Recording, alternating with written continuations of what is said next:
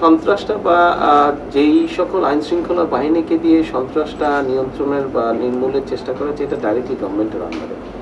আর দুর্নীতির বিষয়টা হচ্ছে, দুর্নীতিটা যাতে একটা কোথাও দুর্নীতি হলে এটা যাতে নিরপেক্ষভাবে সঠিকভাবে এটা দোষী ব্যক্তিকে ধরা যায়, সেজন্য স্বাভাবিকভাবে এটা নিউট্রাল বডি দরকার। এবং এটাতে যাতে গভর্নমেন্টের ইনফ্লুয়েন্স না থাকে, করতে না পারে গভর্নমেন্ট ইনফ্লুয়েন্স, সেই জন্য একটা দুর্নীতি কমিশন, দমন কমিশনও গঠন করে দেওয়া হয়েছে। বাকিটা এখন ওনাদের বোধহয় কিছু কিছু সমস্যা আছে। কালকেও বোধহয় কোন একটা টিভি চ্যানেল নিউজেই দেখছিলাম কিছু জমা হয়ে গেছে, ওনারা বোধহয় চেষ্টা করছেন তাড়াতাড়ি কাজ শুরু করে। এটা আমার মনে হয় না গভর্নমেন্টও খুব একটা কিছু বলতে পারবে, কারণ এটা তো তারা সম্পূর্ণ নিউট্রাল বডি। তবে অবভিয়াসলি দেশের শান্তি, অ্যাট দ্য সেম টাইম দেশের মানুষের ইকোনমিক ডেভেলপমেন্ট। ইংরেজি আসলে ইংরেজি is no more a language,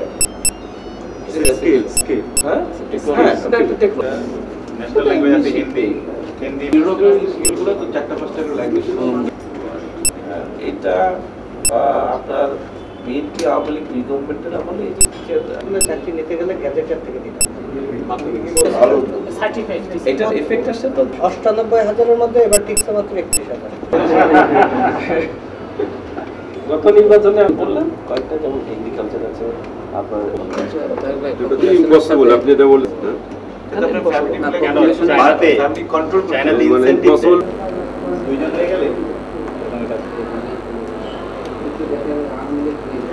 যে পত্রিকার মালিকরাও আপনার এই হাউজিং এর কাছ থেকে ভালোই অ্যাড পায়, সেটা তো আছে, ওটা তো বললাম আগেই। বসুন্ধরা বলেন, তারপরে যমুনা বলেন, নাকি এরা অ্যাপ্রুভ করায় না। ওই যে আরেকটা কোনটা, ওই যে নিজের স্টাফের জমি দখল করে না, ও তো সব মহলে একটা আশঙ্কা বলবো না, সংশয় দ্বিধা একটা সৃষ্টি হয়েছে রাজনৈতিক পরিস্থিতির কারণে। দেখেন 86 জনে বললো ইলেকশন করবে না, 48 ঘন্টা পরে বললো ইলেকশন করবে। তারপরে নিজে প্রাইম মিনিস্টার থেকে বললো অপোজিশন গেলে হরতাল করবে না, হরতাল করে ফেললো। এরকম আরো অনেক কিছু আছে। কাজে ওনার বক্তব্য আসলে রিয়াক্ট করা বা ইয়ে করার কিছু নাই। যেই র্যাবকে গালাগালি করলো, এখন কালকে না পরশু যাওয়ার সময় বলে ফেললো যে জায়েজ করে। আসল উদ্দেশ্য কি? তবে এইটা নিয়ে আমি টেনশনে আছি। এত সুন্দর একটা ইনস্টিটিউশনকে যদি সুযোগ পায় তারা টোটালি ধ্বংস করে দিবে, টোটালি ধ্বংস করে দিবে তারা। এটাই বুঝলাম কালকে আমি।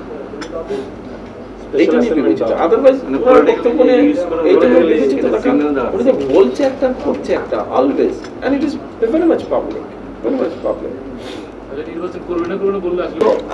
যেহেতু আপনারা সবাই পার্লামেন্টে যান, কভার করেন নিউজ, পার্লামেন্টের একটা বিল কিছু প্রসিডিওর আছে, পদ্ধতি আছে। ওই প্রাইম মিনিস্টার রেসপন্ড করলেন প্রাইম মিনিস্টার বক্তব্যে, প্রাইম মিনিস্টার বললেন যে ঠিক আছে আসেন, আপনাদের লোক আসেন, আমাদের লোক একটা কমিটি করে দিন। আপনি একটা দাবি দিলেন, দাবি প্রয়োজনে বাইরে থেকেও থাকতে পারবে, যেটার ঘোর বিরোধী ব্যক্তিগতভাবে আমি যেটার ঘোর বিরোধী।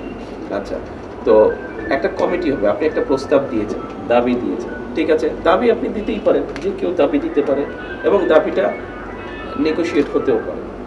এখন কেউ যদি বলে না আগে দাবি মানার পরে আলোচনা বলি, দাবি মানলে আলোচনা বসে থাকলো, দাবি যদি মেনেই নিলাম তো আর আলোচনা থাকলো, এটা তো কোনো, তার মানে উদ্দেশ্যটা খুব একটা ভালো না।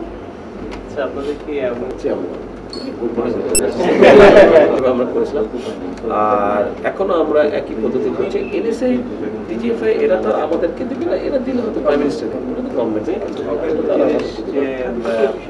করা যাচ্ছে না।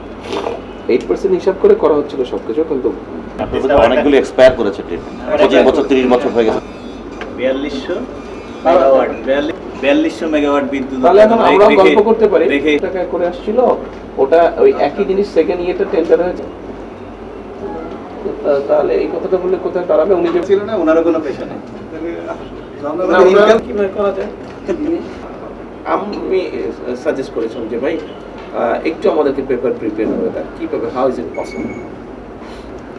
উনি প্রায় 1.5 মাস করার পরে উনি বললেন যে আমরা পাচ্ছি না কিভাবে করা সম্ভব।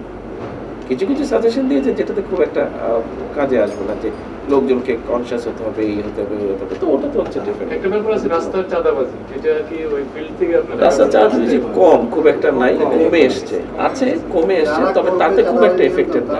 চাঁদাবাজি আপনার কমে এসছে, আগেও ছিল, তখন হয়নি। আরেকটা ব্যাপার আছে, এটাকে আসলে এই জিনিসটাকে দেখেন কিনা আমি জানি না, এইভাবে দেখেছেন কিনা। সিন্ডিকেট না, ওগুলো তো আছে। নর্মালি আপনি দেখেন চায়না থেকে আরম্ভ করে সবগুলো জায়গায় দেখেন আপনার 2002 পর্যন্ত আমাদের গ্রোথ রেট ছিল, ইকোনমিক গ্রোথ রেট ছিল 5.8 থেকে 6%, 5.8 থেকে 6% এরকম গ্রোথ রেট ছিল। এবার কিন্তু 7% চলে এসছে। নর্মালি যখন গ্রোথ রেট বাড়তে থাকে না, জিনিসের দাম বাড়বে, এটা নর্মাল। হ্যাঁ, নর্মাল ইকোনমিক ধর্ম, এটা ইকোনমিক ধর্ম।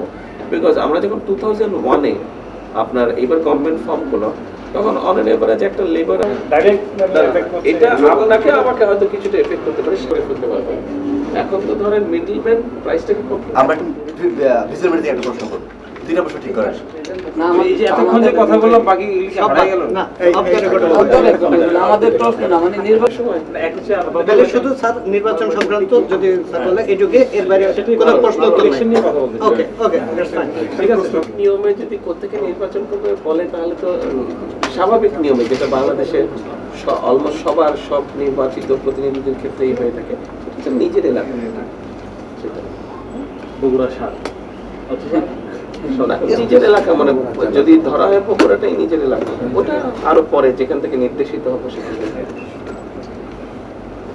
আমরা যে প্রশ্নটা করতে চাই, জি, বিএনপির সিনিয়র যুগ্ম মহাসচিব হিসেবে আগামী নির্বাচন নিয়ে বিএনপি কি ভাবছে?